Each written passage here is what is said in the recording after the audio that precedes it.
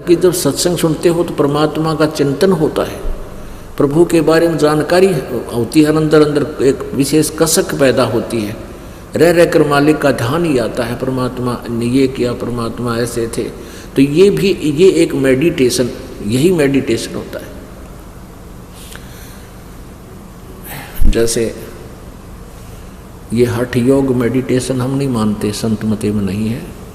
परमात्मा कहते हैं साधो मुझे सो सतगुरु मन भावे, जो सहज समाज बतावे, आँख ना मुंदे कान ना रुंदे, ना अनहद उलझावे।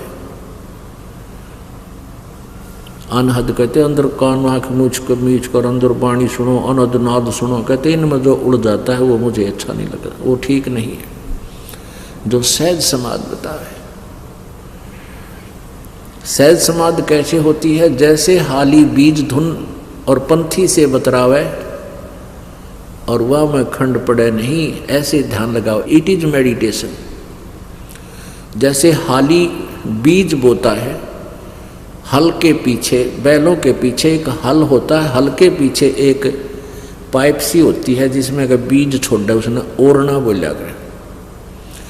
और जैसे रास्ते के साथ साथ उसने हल जोत रखा है, और कोई अतिथि आ जाता है, पंथी राह चलता, और कोई बात पूछता है, रास्ता पूछता है, तो वो उससे बात भी कर रहा है और साथ में एक हाथ से बीज को छोड़ता हुआ अपने हल को नहीं रोकता। वो उसका ध्यान तो अपने बीज में है, हाथ ऐसे सेट कर रखा है उसने, उसका ध्यान है, बैलों को भी टोक देता है और उस पंथी को रास्ता भी बता रहा, आप सीधे चले जाना, आप ऐसे करना, लेकिन रह रहकर ध्यान उसका बीज छोड़ने पर है, कहीं ज़्यादा कम ना छूट जाए हाथ से।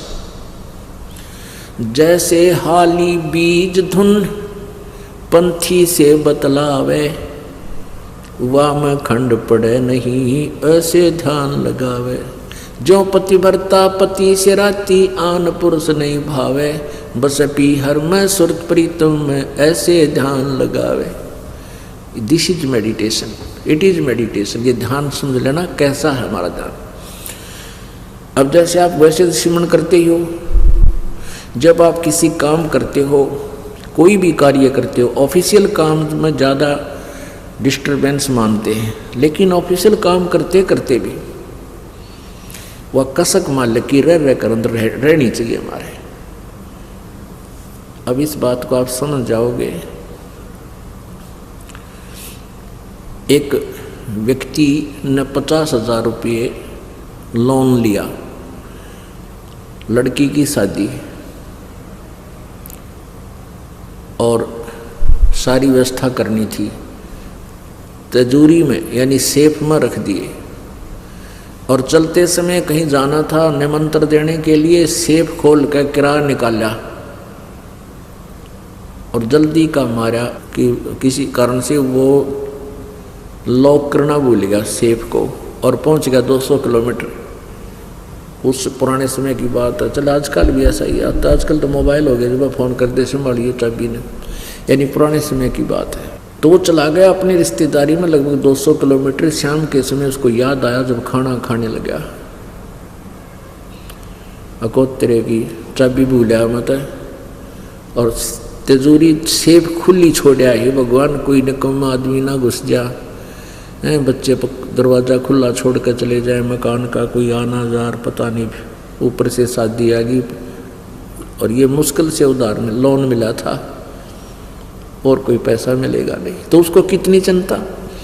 अब वो रिश्तेदारों से बात भी कर रहा है, लेकिन तिजोरी से दिमाग नहीं हटता उसका, उस सेफ से, अलमारी से दिमाग एक सेकंड भी उसकी टेंशन हटती नहीं। वो टेंशन समझो, ये टेंशन जो है ये है हमारा मेडिटेशन, ये सहज समाधि है। या अटायत भी ना हटे, जब आपका या कसक लग जाएगी, वो कसक कैसे लगेगी?